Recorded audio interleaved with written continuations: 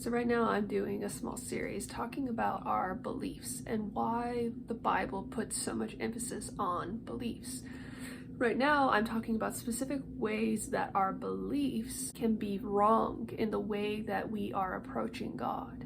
Today I want to talk specifically about the ways that we as sinful people, we have a system within ourselves where we have a way of trying to feel like life is meaningful, have a way of feeling like we're in control, have a way of believing that our life is good.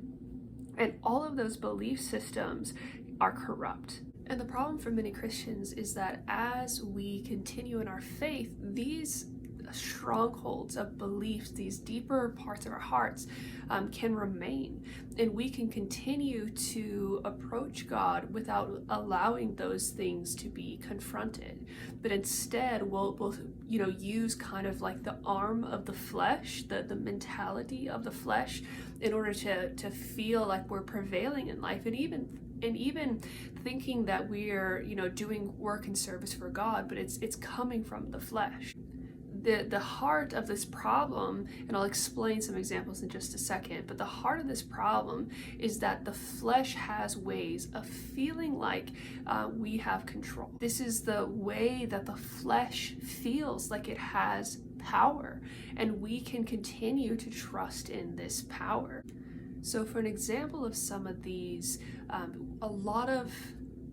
one of the things that I see that is quite common is trying to continue to use conceit as a means of self-worth, as a means of kind of an answer to suffering or hardship, this elevating of ourselves with conceit. And this is what the sinful heart does. The sinful heart will, in suffering, it's quite common to pump yourself up by believing that, well, you're more enlightened than these other people. You're deeper now. You have, this other thing that's making you more than others. And so you can use conceit or other ways that people pursue conceit. A very big one is the love of strife. The flesh really trusts in this love of strife, and flesh really loves this strife and feels like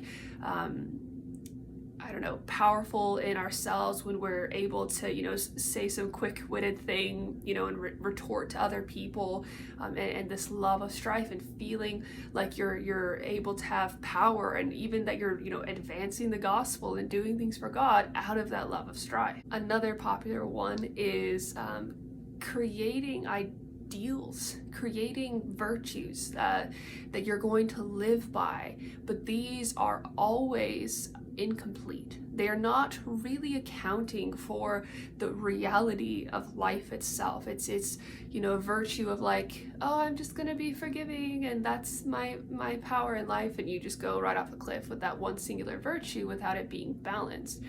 You see this all the time with doctrines where things are not really thought out, and people just have an idea about things and they're just going to follow that idea. That comes from the flesh, because what is contrary to this, what is truly righteous, is going to have a real wisdom, a real understanding, not just a high of feeling like you have wisdom and understanding, feeling like you have a sense of power in that, but a real, true understanding of wisdom and walking in those things. Some of the popular ones that I see today are believing you're cool, trying to be cooler than others, and no one's ever going to admit to the fact that that's what they're doing, but trying to believe you're cooler than others, or that you have more unique experiences than others. That's a huge one in our day.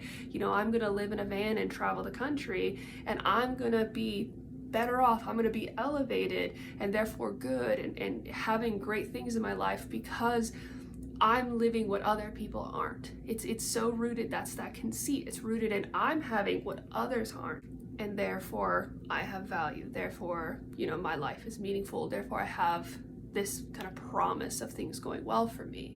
So there's a lot of these, but the issue for us as believers is when we continue to value these things, when we continue to live in life without those beliefs and those values being contended against by God, and really seeing sin in the heart of us, And a lot of times the issue in the church is that we talk about morals, but they never touch these things. They never really get at that heart. We'll talk about being a little less selfish, but it never really contends with these things and really confronts us about that heart and that pride.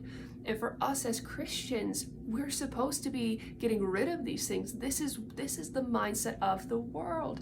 These are the values of the world, and we're supposed to be transformed out of these things and confronted in that selfishness and that wicked believing in our hearts and that secret conceit. We're supposed to be seeing those things and being confronted and sanctified out of those things.